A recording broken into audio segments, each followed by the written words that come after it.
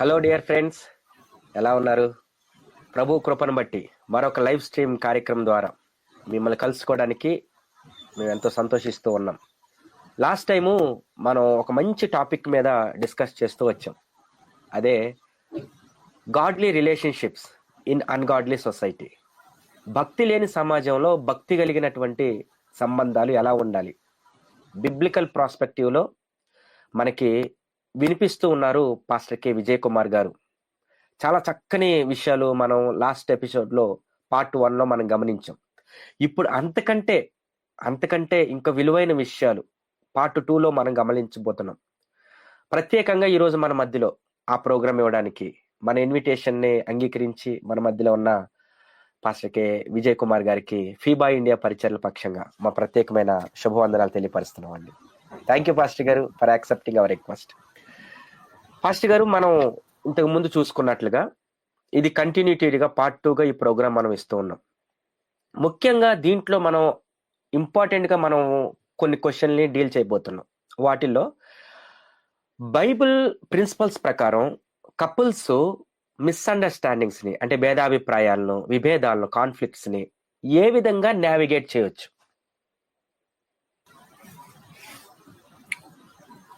Thank you so much once again for giving me this great opportunity. FEBA India వారికి హృదయపూర్వకమైనటువంటి వందనాలు, అలాగే వీక్షకులందరికీ కూడా హృదయపూర్వక వందనాలు తెలియజేస్తూ ఉన్నాను. బైబిల్ సూత్రాల ప్రకారం జంటలు భేదాభిప్రాయాలను లేదా విభేదాలను దైవిక మార్గంలో ఎలా పరిష్కారం చేసుకోవచ్చు అనేటువంటి ప్రశ్న చాలా చక్కని ప్రశ్న. వివాహం అయిన తర్వాత ఖచ్చితంగా వైఫ్ అండ్ హస్బెండ్ మధ్య భేదాభిప్రాయాలు రావటం, దానికి రకరకాల కారణాలు అనేవి ఉంటాయి. అయితే మనము బిబ్లికల్ పర్స్పెక్టివ్లో చూస్తున్నాం కాబట్టి ఎలాంటి విధమైనటువంటి సమస్యలు వచ్చినా, విభేదాలు వచ్చినా దానికి సర్వరోగ నివారిణి లాంటి ఒక దివ్యమైన ఔషధం బైబిల్లో ఒకటి ఉంది. పోయినసారి ఫస్ట్ ఎపిసోడ్లో ప్రేమ అని అనుకున్నాం. ఈసారి ఫర్గివ్నెస్, క్షమాపణ. క్షమించే హృదయం గనక భార్యాభర్త ఇద్దరిలో కూడా ఉంటే అది చిన్న సమస్య అయినా పెద్ద సమస్య అయినా సరే చిటికలో పరిష్కారం అయిపోతుంది. అంతే కదా? So forgiving heart is very very very very important. అది భార్య భర్తల మధ్య కాదు, ఇన్ఫ్యాక్ట్ అది వివాహానికి బయట, లేకపోతే వేరే వ్యక్తులతో, రెండు కుటుంబాల మధ్య కావచ్చు, వేరే వ్యక్తులతో కుటుంబానికి అవతల కూడా కావచ్చు. ఈ యొక్క క్షమించే గుణం అనేటువంటిది చాలా చాలా చాలా చాలా ఇంపార్టెంట్. ఈ క్షమించటాన్ని గురించి మనకి బైబిల్ కోణంలో చూసినప్పుడు కొలస్సీలకు రాసిన పత్రిక 3:13 ఈ విధంగా ఉంది: ఎవడైనను తనకు హాని చేసెనని ఒకడు అనుకునిన ఎడల ఒకనినొకడు సహించుచు ఒకనినొకడు క్షమించుడి అనేటువంటి మాట ఉంది. అలాగే ప్రభు మిమ్మును క్షమించిన లాగున మీరును క్షమించుడి. అంటే పెదాలతో జస్ట్ సారీ చెప్తే అయిపోదు. ఈ రోజుల్లో అది బాగా కనపడుతుంది. హృదయంలో క్షమించట్లేదు, పెదవులతోటి సారీ అని అనటం. కొన్నిసార్లు ఫర్గివ్నెస్ అనేది క్షమించినట్లుగా క్షమిస్తున్నారు కానీ ఫర్గెట్ చేయట్లేదు. Forgive and forget. క్షమించి మర్చిపోకపోతే అది ఏ విధంగా క్షమించినట్టు అవుతుంది అది. కాబట్టి భార్య భర్తల మధ్య టీ కప్పులో తుఫాన్లు అంటాం. చిన్న చిన్న చెకాకులు పరాకులు ఇట్లాంటివి వస్తూ ఉంటాయి. అవి ఒక్కోసారి చిలికి గాలివాన అవుతాయి. గోటుతో పోయేది గొడ్డల దాకా వచ్చేటువంటి అవకాశం కూడా ఉంటుంది. కాబట్టి క్షమాపణ, వివాహంలో క్షమాపణ అనేది చాలా చాలా చాలా important. That transforms your marriage life. So ఇది ఫర్గివ్నెస్ అనేటువంటిది అది వెరీ హార్ట్ నుంచి రావాలి. Forgiveness should be at the very heart of Christian walk, especially in the boundary of marriage. తర్వాత forgiveness is not an emotion, but it is decision. Compulsory అన్నమాట. తర్వాత ఇది మాట్లాడటం తేలికే, కానీ చాలా కష్టం ఆచరించడానికి. రెండోది, ఫర్గివ్నెస్ అనేది విభేదాలు వచ్చినప్పుడు భార్యాభర్తల మధ్య వాళ్ళు అవతల వ్యక్తి, ఆపోజిట్ పర్సన్, స్పౌజ్ అంటాం కదా, వాళ్ళు నా దగ్గరకు వచ్చి క్షమించమని అడిగితే అప్పుడు నేను క్షమిస్తా కాదు. నో. సో ఆల్రెడీ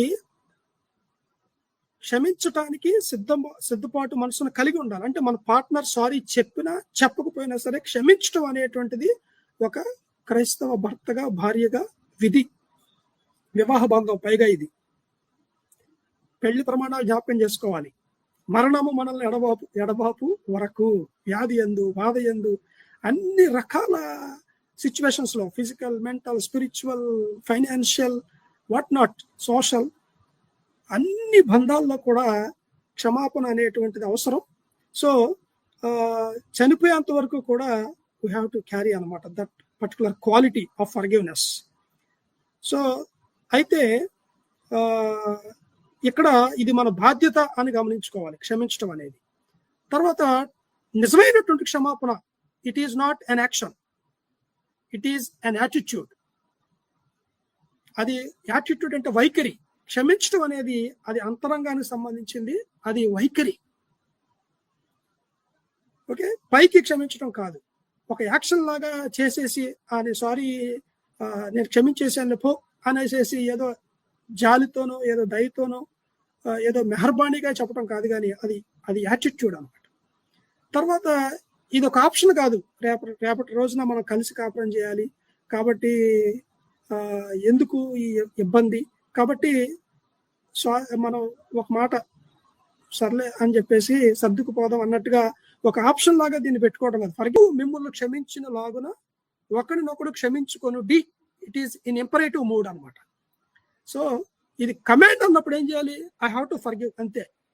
అది కష్టమే, ఇబ్బంది అయినా సరే బైబిల్ చెప్తుంది కాబట్టి క్షమించాలి. ఒకసారి శిష్యులు యేసువారి దగ్గర కూడా వచ్చి ఏమంటారు, సహోదరుడు నా ఎలా తప్పు చేస్తే ఎన్నిసార్లు క్షమించాలి? 7 మార్లు మట్టుకు అంటే 7 మార్లు మట్టుకు కాదు, 77 మార్లు మట్టుకైనా సరే క్షమించాల్సిందే. అంటే అన్లిమిటెడ్, అది ఎన్నిసార్లు అయినా క్షమించాలి. దానికి అంతిమంగా కొలమానం ఏంటి అని అంటే యేసు ప్రభువే. యేసు ప్రభు దానికి ఒక స్టాండర్డ్, ఒక మార్క్ ని సెట్ చేసి పెట్టాడు. సో ఈ క్షమించడం ఎవరు క్షమించగలుగుతారంటే ప్రభు యొక్క క్షమాపణను అనుభవపూర్వకంగా రుచి చూసి ఎరిగిన వారే క్షమించగలుగుతారు. ఆ శిలువ కార్యాన్ని, ఆ శిలువ ప్రేమని ఎవరైతే ఎక్స్పీరియన్స్ చేస్తారో క్షమించబడిన హృదయాలు ఖచ్చితంగా క్షమించగలుగుతారు. సో అది మనం గుర్తుపెట్టుకోవాలి. ఒకవేళ అన్ఫర్గివ్నెస్ అనేది ఉందంటే కనుక అది ఆ లోపల గాయంగానే ఉంటది. సో అది మనం ప్రాముఖ్యంగా ఇంపార్టెంట్ గా పెట్టుకోవాలి. కాబట్టి బైబిల్ సూత్రాల ప్రకారం జంటలు ఎలా భేదాభిప్రాయాలు, విభేదాలని దైవిక మార్గంలో పరిష్కరించుకోవచ్చు అని అంటే ప్రేమ, ఒకరి పట్ల ఒకరికి ప్రేమ, అలాగే క్షమాపణ అనేది కలిగి ఉండాలి. ఇంకా చెప్పాలంటే ఇది ఒక్కొక్క ప్రశ్నే ఇంకా చాలా క్వశ్చన్స్ ఉన్నాయి కదా మనం అడ్రస్ చేయాల్సింది. తర్వాత కొన్ని ఉన్నాయండి, కొన్ని స్టెప్స్ ఏంటంటే కమ్యూనికేషన్. సో ఈ విభేదాలు వచ్చినప్పుడు యూజువల్గా కమ్యూనికేషన్స్ ఉండవు, మాట్లాడటం ఎడమొహం పెడమొహంగా ఉంటారు. అయితే అది ఏదో ఒక విధంగా కమ్యూనికేషన్ అనేటువంటిది చేసుకోవాలి. మగవాళ్ళు 7,000 మాటలు మాట్లాడితే ఆడవాళ్ళు 25,000 మాటలు మాట్లాడతారంట. సో ఒక్కోసారి మాటలకి భావాలకి అందని విధంగా కూడా యాక్షన్స్ తో కమ్యూనికేట్ చేసుకోవచ్చు. మార్నింగ్ ఒక కాఫీ ఇవ్వటం ద్వారానో, ఈవినింగ్ అయితే ఒక టీ ఇవ్వటం ద్వారానో, ఏదో ఒక వస్తువు ఎక్స్చేంజ్ చేయటం ద్వారా మనం నేను క్షమించాను అని, లేకపోతే ఆ కమ్యూనికేషన్ అనేది అలా కూడా మనం చేయొచ్చు అనమాట. ఒక్క మాట ఏంటంటే అదే యూజువల్ గా గొడవ అయిన తర్వాత అది సర్దు మనగడానికి, ఆ తుఫాన్ అంతా ఇది సర్దు మనకంటే భోంచేద్దును కానీ రండి అని ఒకసారి పిలిస్తే చాలా అంట, అయిపోయినట్లే. ఇంకొకటి ఏంటంటే ఎగ్జాక్ట్లీ కరెక్ట్. రెండోది, మనం ఒక్కోసారి ఏంటంటే ఇద్దరిలో ఎవరో ఒకళ్ళు మాట్లాడుతుంటే ఇంకొకరు సైలెంట్ అవ్వాలంటారు. Okay, shut up. Okay, so silent లోనే లిసన్ అనేటువంటి మాట కూడా ఉంది. అవతల వాళ్ళు ఏదైనా మాట్లాడుతూ ఉంటున్నట్లయితే వాళ్ళు మనసులో ఏముందో మనం వినే ప్రయత్నం చేయాలి. సో ఇద్దరు ఒకేసారి మాట్లాడకుండా some times we need to be shut up in speaking or argument. అప్పుడు విభేదాలు పరిష్కారం అవడానికి అవకాశం ఉంది. అలాగే విభేదాలు వచ్చినప్పుడు ఒకళ్ళు వీక్ అవ్వచ్చు, స్పిరిచువల్ గానో ఫిజికల్ గానో మెంటల్ గానో వీక్ అయ్యి ఆ యొక్క వివాదాలకు కారణం అవ్వచ్చు. అలాంటప్పుడు యువతలో స్ట్రాంగ్ గా ఉన్న పర్సన్ ఏం చేయాలంటే వాళ్ళని లిఫ్ట్ అప్ చేయడానికి ట్రై చేయాలి, అంటే వాళ్ళకి సపోర్ట్ గా ఉండడానికి ట్రై చేయాలి. ఓకే, వాళ్ళు అర్థం చేసుకోవాలి, అర్థం చేసుకొని వాళ్ళని మనం లిఫ్ట్ అప్ చేయడానికి ప్రయత్నం చేయాలి. That is very very important. తర్వాత వివాదాల ప్రభు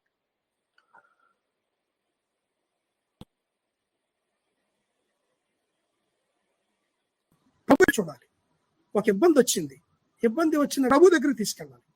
అటు భార్య కావచ్చు భర్త కావచ్చు, ప్రభు దగ్గర తీసుకెళ్ళాలి. A successful marriage requires falling in love many times with the same person always.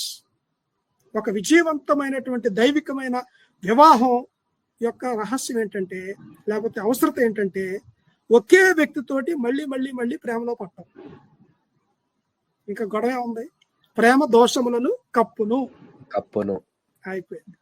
Thank you. So ఇప్పుడు క్లుప్తంగా మాట్లాడాను, ఇంకా చాలా విషయాలు మాట్లాడాల్సి ఉన్నాయి కదా అని. అవును అవును అవును భాష గారు, చాలా చాలా అంటే ఇది నిజంగా ఈ విభేదాలు, ఈ మిస్అండర్స్టాండింగ్స్ వచ్చినప్పుడు వాటిల్ని డీల్ చేసి మళ్ళీ రైట్ ట్రాక్ లోకి రావడం అనేది చాలా ఇంపార్టెంట్. కొంతమంది కొన్ని ఇష్యూస్ వింటా ఉంటే చాలా చిన్న రీజన్స్ కి వాళ్ళు తీసుకునే డెసిషన్స్ చాలా ఓవర్ గాను చాలా ఎక్కువగా ఉంటాయి అన్నమాట. సో అందుకే అంటా ఉంటారు కదా, ఎంత పెద్ద సమస్యకైనా ఒక పరిష్కారం ఉంటది. ఆ లాక్స్ అనేవి కీస్ లేకుండా తయారు చేయబడవంట. సో లాక్ అనేది ప్రాబ్లం, ఖచ్చితంగా దానికి ఒక సొల్యూషన్ ప్రభు పెడతాడు అనమాట. అది చేసుకుంటే కపుల్స్ కి మంచిగా వాళ్ళ లైఫ్ చాలా హ్యాపీగా వెళ్ళడానికి ముందుకుంటది.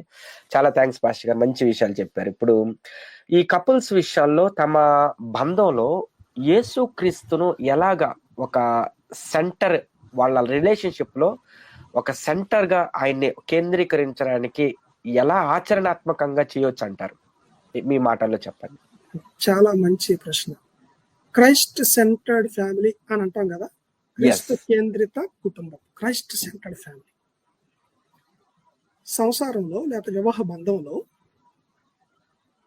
భార్యకు భర్త శిరస్సు, భర్తకు శిరస్సు క్రీస్తు, సంఘానికి శిరస్సు కూడా క్రీస్తు, head of the church, body of the Christ అని అంటాం. సో ఇక్కడ ఒక అద్భుతమైనటువంటి మనం ఒక ప్రిన్సిపల్ని మనం గుర్తుపెట్టుకోవాల్సింది ఏంటంటే, ఇదిగోండి ట్రయాంగిల్ మనం గుర్తుపెట్టుకోవాలి. ఓకే, ఈ ట్రయాంగిల్లో 3 కోణాలు ఉంటాయి.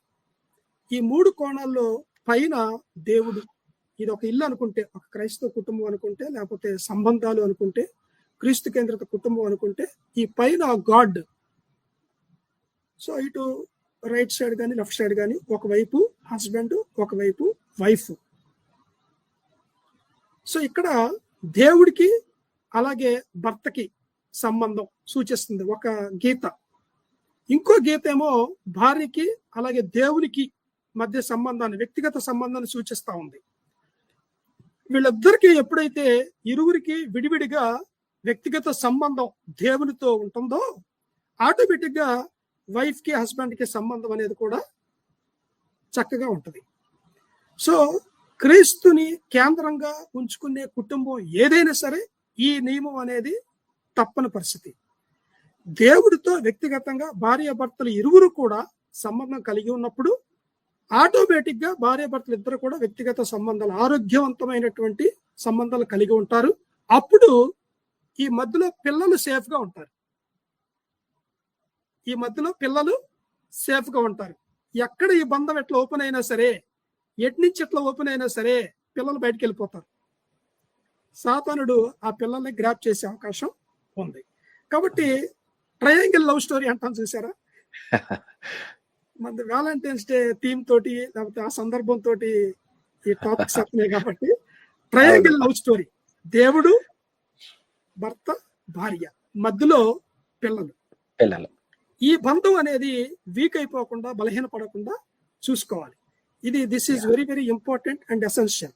సో ఇక్కడ నేనేం మాట్లాడుతున్నాను, పర్సనల్ రిలేషన్షిప్ విత్ గాడ్ వ్యక్తిగత సంబంధం దేవునితో, రక్షకునితో, అలాగే ఫ్యామిలీగా కూడా, అంటే ఇండివిజువల్లీ అండ్ కలెక్టివ్లీ ప్రతిరోజు కూడా ఉదయం వ్యక్తిగతంగా దేవునితో సంబంధాన్ని కొంత సమయం గడపగలిగితే ఆ రోజు చివరిలో ఫ్యామిలీ అంతా కలిసి కూర్చొని అది. సో ఒక మాట ఉంటుందండి, ఏంటిది, ఒక చక్కని మాట, the family praise together stays together. కలిసి ప్రార్థించే కుటుంబం కలిసి జీవించే కుటుంబం అని. సో క్రీస్తు కేంద్రంగా దంపతులు ఆచరణాత్మకంగా మరి పెట్టుకోవాలి అని అంటే కనుక ఇంకా ఇది ఒక basic principle. Okay, yes pastor గారు, ఎస్ నిజమే. ప్రభు కూడా శిష్యులతో చెప్తూ ఉంటాడు, apart from me you can do nothing. నాకు వేరే ఉండి మీరు ఏమీ చేయలేరు. నిజమే, ప్రభువుకు మనం వేరే ఉండి మనం ఏమీ చేయలేం. ఆయనతో ఉంటే మనం ఏదైనా చేయగలుగుతాం. I can do all things through Christ who strengthens me అంటాడు కదా, నన్ను బలపరచు అని అందే నేను సమస్తము చేయగలను. సో ప్రతి బంధానికి కూడా ప్రభువే ఆధారం. ఇక్కడ ఏమవుతుందంటే కలిసి ఒక బండి మీద కారు మీద నడుచుకుంటాను, చర్చికి వెళ్తున్నారు, వస్తున్నారు, అది జరుగుతుంది. అంత మాత్రం చేత బంధం కలిసి ఉంటుందని చెప్పడానికి లేదండి, లేదు. ఎస్, కలిసి family going together to the church చూడటానికి చాలా అందంగా ఉంటది, బాగుంటది, దట్స్ గుడ్. అలా వెళ్ళాలి కూడా. నేను నా ఇంటి వారిని యెహోవాను సేవించదము, అది అవుట్వర్డ్ గా చూసే వాళ్ళకి చాలా బాగుంటది. కలిసి కుటుంబంగా చర్చికి వెళ్ళటం మంచిదే. సో అయితే ఇప్పుడు మనం చెప్పుకున్నటువంటిదిగా లేదనుకోండి, ఏమైపోద్ది, చర్చి నుంచి ఇంటికి వెళ్ళిన మరుక్షణమే కీచులాట్లు మొదలవుతాయి, అవును, కొట్లాట్లు మొదలవుతాయి.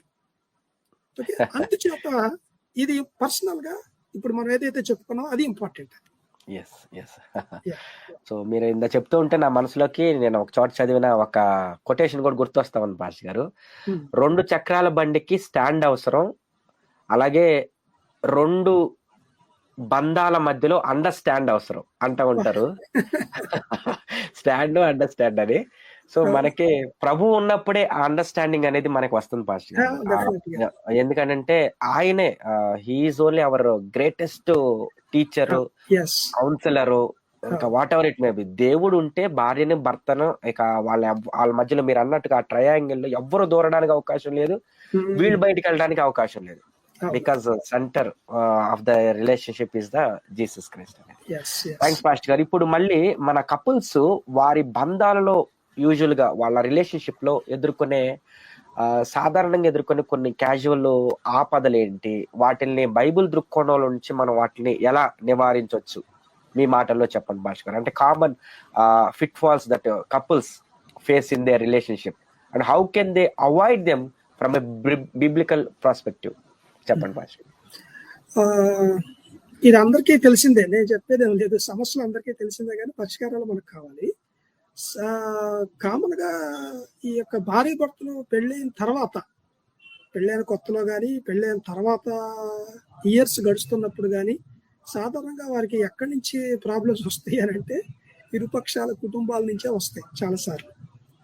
ఇటు భర్త కుటుంబం నుంచి కావచ్చు, భార్య కుటుంబం నుంచి కావచ్చు, ఇన్లాస్ అని అంటారు కదా, ఈ ఓకే బావలు బావమరుదులు తోడుకోవడాలని, ఇట్లాగా ఆ relatives, close relatives, blood relatives దగ్గర నుంచే వస్తూ ఉంటాయి.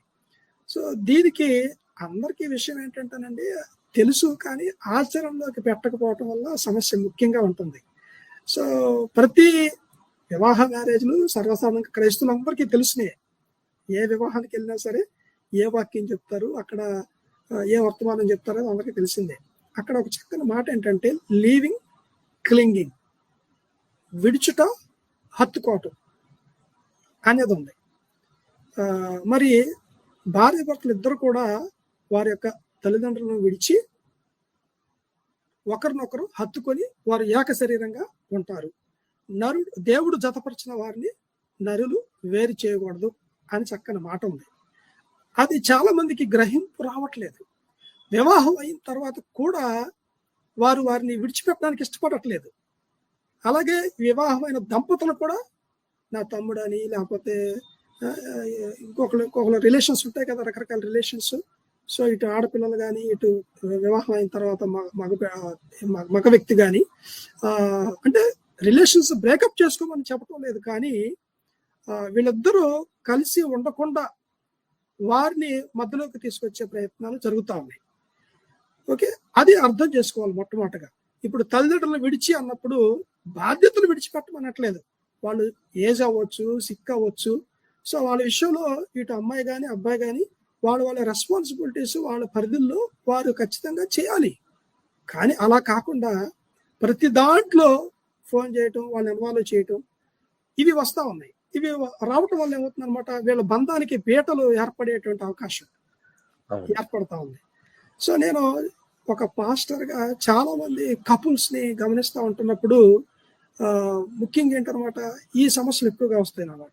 బయట వ్యక్తుల నుంచి, బయట వ్యక్తులు అంటే ఎవరో కాదు, వీళ్ళ క్లోజ్ రక్త సంబంధులే, వాళ్ళ ఇన్వాల్వ్మెంట్ ఎక్కువైపోతుంది. వీళ్ళు కూడా ఎంటర్టైన్ చేస్తాం. సో దాన్ని మొట్టమొదటిగా బైబిల్ని అర్థం చేసుకొని అవాయిడ్ చేయాలి. తర్వాత ఇలాంటివి వచ్చినప్పుడు మళ్ళీ ఏం చేయాలంటే, భర్త భార్యని ప్రేమించాలి, భార్య భర్తకి విధేయత చూపించాలి. ఇది ఎఫెసీ 5వ అధ్యాయంలో పౌలు గారు చాలా చక్కగా దాన్ని ఎక్స్ప్లెయిన్ చేస్తాడు. సంఘము అలాగే క్రీస్తు వారి మధ్య ఉన్న రిలేషన్ ని తర్వాత ఎక్స్ప్లెయిన్ చేస్తూ ఉంటాడు, ఈ భార్య భర్తల యొక్క బంధంతో పోల్చి చెప్తూ. అక్కడ కూడా భర్త ఏమో ప్రేమించాలి, భార్య ఏమో విధేయత చూపించాలి. ఈ ప్రిన్సిపల్ ని వీళ్ళ గనక ఫాలో కాగలిగితే, నాకు మొదట భర్త తర్వాత ఇంకెవరైనా సరే, అలాగే నాకు భార్య, నా భార్య తర్వాత ఎవరైనా సరే అనేది ఉండాలి. ఇక మధ్యలో తల్లిదండ్రులు కానీ, తోబుట్టువులు కానీ, ఇంక ఎవరు కూడా, స్నేహితులు కానీ, శ్రేయభిలాషులు కానీ ఎవరిని ఎంటర్టైన్ చేయడానికి లేదు. వీళ్ళిద్దరూ ఒకరికొకరు జీవితకాల బంధం. సో ఇది మనం గుర్తుపెట్టుకోవాలి. సో ఇలా ఆర్థిక పరంగాను, ఆరోగ్య పరంగాను, ఇంకా మానవ సంబంధాల పరంగాను రకరకాల ఇష్యూస్ వీళ్ళు ఫేస్ చేస్తారు వివాహం అయిన దగ్గర నుంచి కూడా. సో అప్పుడు వీళ్ళిద్దరు కూడా కూర్చొని మాట్లాడుకోవాలి, కమ్యూనికేట్ చేసుకోవాలి, కూర్చొని ప్రార్థన చేయాలి. తర్వాత వేరే వాళ్ళని వీళ్ళు డిస్టర్బ్ అవుతున్నారని అంటే కనుక వెంటనే వీళ్ళు అలర్ట్ అయిపోవాలి. సో దేవుడు ఏం చెప్తున్నాడు అది మనసులో పెట్టుకోవాలి. దేవుని దగ్గరికి సమస్యలు తీసుకెళ్ళి వాళ్ళు ఎదుర్కొనేటువంటిది ఏదైనా కావచ్చు, ఆర్థిక ఇబ్బంది కావచ్చు, అనారోగ్యం కావచ్చు, లేకపోతే మానసికమైన సంఘర్షణ కావచ్చు, ఏదైనా కావచ్చు, బయట వ్యక్తుల నుంచి వచ్చేది కావచ్చు. సో ఇలా రకరకాల రూపాల్లో ఖచ్చితంగా వీళ్ళ మీదకి అటాక్స్, దాడులు ఉంటాయి వీళ్ళని విడగొట్టడానికి. దేవుడు ఎప్పుడు కూడా కట్టేవాడు, సాతానుడు ఎప్పుడు కూడా పడగొట్టేవాడు. దేవుడేమో సమాధానకర్త, వాడేమో కలవర పెట్టే ఆత్మ. అందుచేత ఈ ఆరోగ్యకరంగా ఒక ప్రేమ బంధాన్ని ఈ కుటుంబం కట్టుకునే క్రమంలో ఎవరి దగ్గర నుంచి అయినా సరే డిస్టర్బెన్స్ వస్తుందా, అలర్ట్ అయిపోవాలి, రెడ్ లైట్ వెలిగిపోవాలి అంతే. దేవుడు ఏం చెప్తున్నాడు, అది ఈ బేసిక్ ప్రిన్సిపల్స్ ని పెట్టేసుకొని వాళ్ళు ఇప్పుడు మనం ఏదైతే చెప్పుకున్నామో, విడుచుట, హత్తుకొనుట ఆదికాండంలో, అలాగే ఎఫెసీలో ప్రేమించాలి, విధేయత చూపించాలి. ఈ భార్య భర్త ఇద్దరు కూడా ఒకరి ధర్మాన్ని ఒకరు, దేవుడు చెప్పిన ధర్మాలు, నియమాలు ఏవైతే ఉన్నాయో వాటిని తూచా తప్పకుండా పాటించగలిగితే ఎంత పెద్ద కొండనైనా సరే వీళ్ళు ఢీకొట్టచ్చు. అబ్సల్యూట్లీ పాస్టర్ గారు, నిజం ఆ మాట. మీరు ఇందాక చెప్తున్నప్పుడు తల్లిదండ్రుల్ని మనము విడిచిపెట్టేటువంటి వాళ్ళ బాధ్యతల్ని విస్మరించడం కాదు.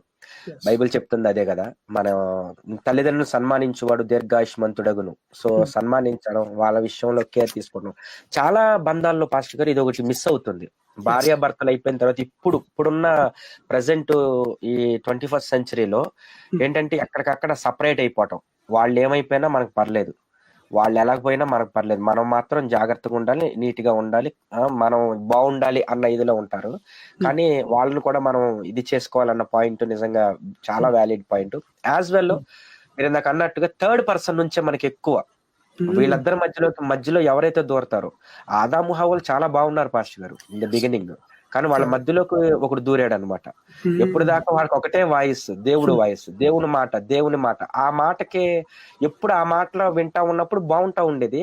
ఎప్పుడైతే థర్డ్ పర్సన్ ని ఇన్వాల్వ్ చేశారో, లేదంటే థర్డ్ పర్సన్ వాయిస్ విన్నారో, వినుట వలన విశ్వాసం కలుగును, క్రీస్తుని గురించిన మాట కదా. యేసయ్య మాట విశ్వాసాన్ని ఇస్తే, అపవాది మాట అవిశ్వాసాన్ని ఇస్తుంది. సో అట్లాగా faith can move the mountains, doubt can create the mountains అని ఒక భక్తుడు చెప్తారు. సో అలాగే పాస్టర్ గారు ఈ మూడో వ్యక్తుల వల్ల ఈ సమస్యలన్నీ అది నిజం. చాలా మంచి విషయాలు చెప్పారు పాస్టర్ గారు.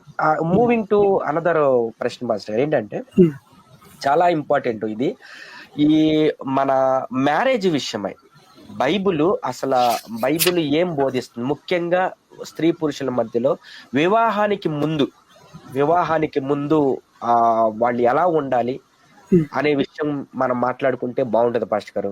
How does the Bible teaching on marriage between a man and women inform our understanding of romantic relationships even before marriage? ఇది కొంచెం చాలా ఇంపార్టెంట్ ప్రశ్న అని అనుకుంటున్నాం భాస్కర్, మీ మాటల్లో సమాధానం అయ్యారు. సో రొమాన్స్ అన్నారు, బిఫోర్ మ్యారేజ్ ఏదో టైటిల్ గుర్తొస్తాం నాకు, వాచ్మెన్ నీ గారు రాసినటువంటి title, divine romance between God and man అంట. డివైన్ రొమాన్స్ ఆ బుక్ యొక్క టైటిల్ అది, divine romance between God and man. ఈ ఒక రొమాన్స్ అనేటప్పటికీ అది ఒక శృంగారపరమైనటువంటి ఒక ఆకర్షణ, ఒక ప్రేమ సంబంధించి ఆ పదాన్ని, ఒక ఎమోషనల్ ఎక్స్ప్రెషన్ సంబంధించి ఆ పదాన్ని వాడుతూ ఉంటారు. నేనేమంటానంటే, వివాహానికి ముందు మీకు రొమాన్స్ ఎందుకు, వివాహం అయిన తర్వాత రొమాన్స్ చేసుకోండి అంటా నేను. అవును. వివాహానికి పూర్వం మీకు సెక్స్ ఎందుకు, వివాహం చేసుకున్న తర్వాత ఇట్స్ యాక్చువల్లీ అది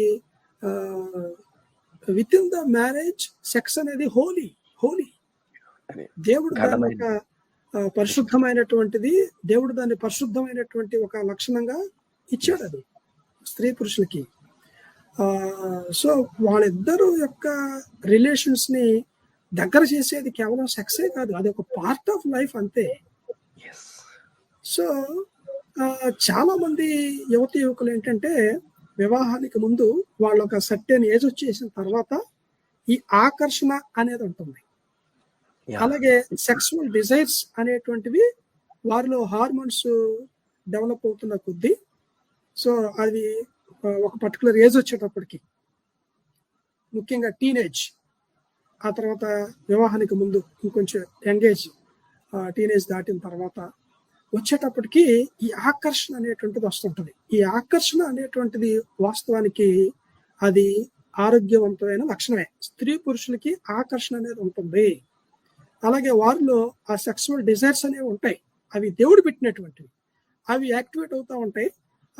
ఒకరి పట్ల ఒకరు ఆకర్షణ అనేది ఉంటుంది కానీ అది ఆరోగ్యకరమైన ఆకర్షణగా ఉండాలి కానీ అనారోగ్యకరమైన ఆకర్షణగా ఉండకూడదు. ఒక వ్యక్తికి శారీరకమైనటువంటి ఆరోగ్యం ఎలా ముఖ్యమో, సో మానసికంగా కూడా దేవుడు కొన్ని ఎమోషన్స్ ని స్త్రీ పురుషులకు పెట్టాడు. అయితే అది ఎప్పుడు కూడా ఆ గీత అనేది దాటకూడదు. గీత దాటినంత వరకు, లిమిట్స్ పరిమితులు దాటినంత వరకు అవి అందంగా ఉంటాయి, ఆరోగ్యకరంగా ఉంటాయి, క్షేమకరం. ఎప్పుడు కూడా మనకి స్పీడ్ థ్రిల్స్ బట్ కిల్స్ అంటారు చూసారా, స్పీడ్ వెళ్ళొచ్చు కానీ అది ఎంత స్పీడ్ లో వెళ్ళాలో అంతే స్పీడ్ లో వెళ్ళాలి. అలాగే కోపపడు కానీ పాపం చేయొద్దు అన్నాడు. కోపం కూడా తగు మాత్రంలో ఉండాలి. అలాగే వివాహానికి ముందు చాలా మంది ఏంటన్నమాట, ఆ యొక్క లిమిట్స్ దాటిన వాళ్ళు బాగానే ఉంటున్నారు, చక్కగా చదువుకుంటున్నారు, తర్వాత ఉద్యోగానికి కష్టపడి ప్రయత్నం చేస్తున్నారు, ఉద్యోగం సంపాదించుకుంటున్నారు, ఆ తర్వాత ఒక దైవికమైన విధానంలో సంఘం ఎదుట, సమాజం ఎదుట చక్కగా భార్య భర్తలుగా వివాహాలు చేసుకుంటున్నారు.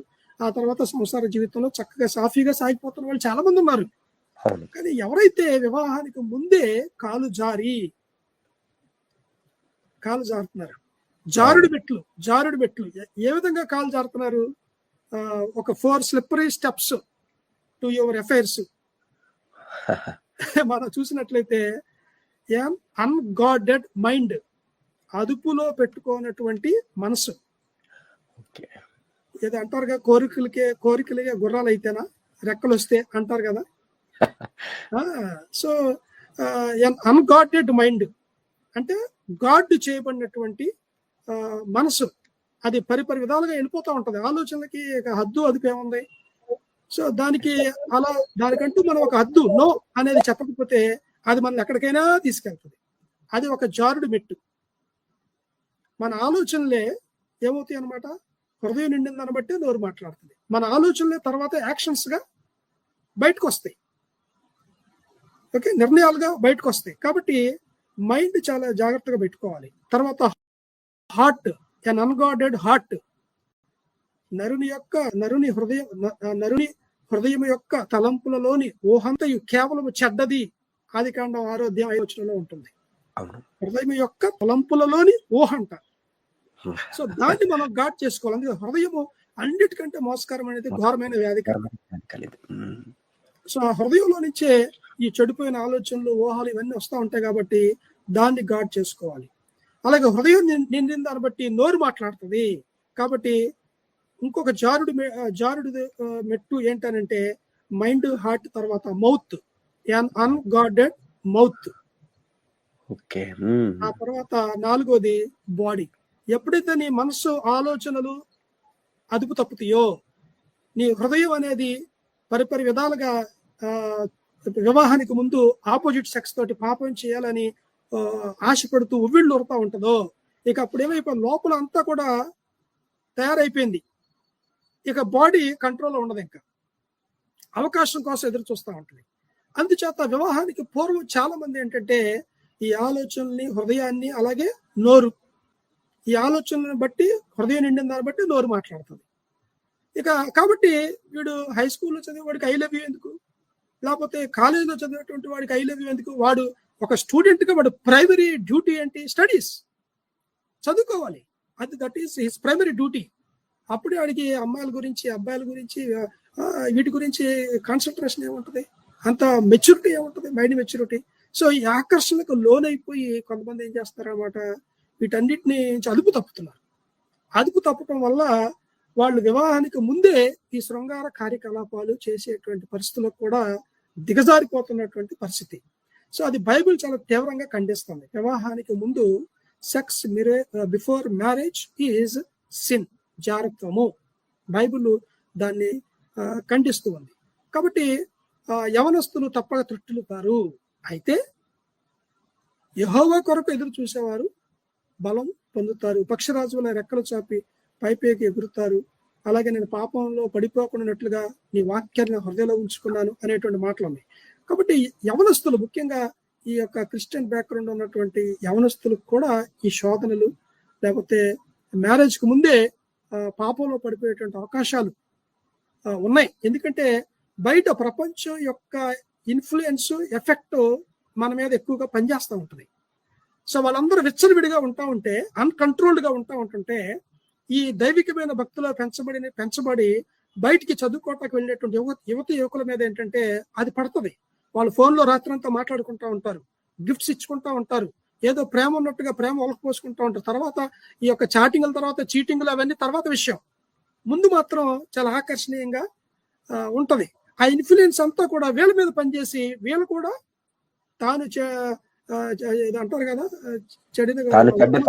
వనమంతా చర్చింది అన్నట్టుగా ఆ రూమ్ లో నలుగురుంటే ఒకడో ఇద్దరు ఈ బ్యాడ్ ఇన్ఫ్లుయెన్స్ కింద ఉన్నారు అనుకోండి, మిగతా ఇద్దరు కూడా ఎఫెక్ట్ పడే అవకాశం ఉంది. సో ఎవరో ఒకరు ఇన్ఫ్లుయెన్స్ చేయాలి అక్కడ. సో ఈ దాడులు, అటాక్స్ అనేటువంటివి ఉండే అవకాశం ఉంది వివాహానికి పూర్వం. ముఖ్యంగా అమ్మాయిలు, అబ్బాయిలు శృంగార సంబంధాల విషయంలో there are so many chances అన్నమాట ఉన్నాయి. ముఖ్యంగా పాశ్చాత్య దేశాలు కనుక మనం చూస్తే ఇంకా చాలా దారుణం మనం వింటా వస్తున్నాం. వివాహానికి ముందు ఈ సెక్సువల్ రిలేషన్షిప్ లేని వాళ్ళు ఓకలు ఒడ్డుకించు కోసం వెతికినట్టే అన్నంత భయంకరమైన పరిస్థితులు ఉన్నాయి. అంటే అతిశక్తి లేదు.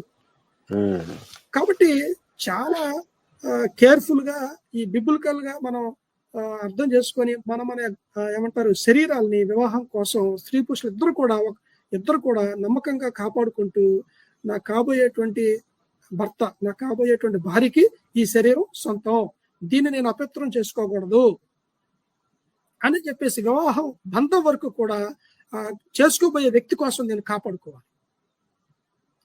Okay, thank you so much. చాలా అద్భుతం భాష. నిజమే, ఈ భయంకరమైన ఈ కల్చర్ ఒకటి బాగా పెరిగిపోయింది సిటీస్ లో, ఈవెన్ పాశ్చాత్య దేశాల్లో, ఇంక్లూడింగ్ మన చుట్టూ పరిసరాల్లో కూడా చాలా దారుణమైనటువంటి. ఈ మధ్యన నేను ఒక యవనస్తులు గురించి నేను చదువుతున్నప్పుడు వాళ్ళ ఒక మోటివ్ ఒకటి చదివాను పాస్టర్ గారు. అదేంటంటే try before you buy, oh, try before you buy అన్నట్లుగా.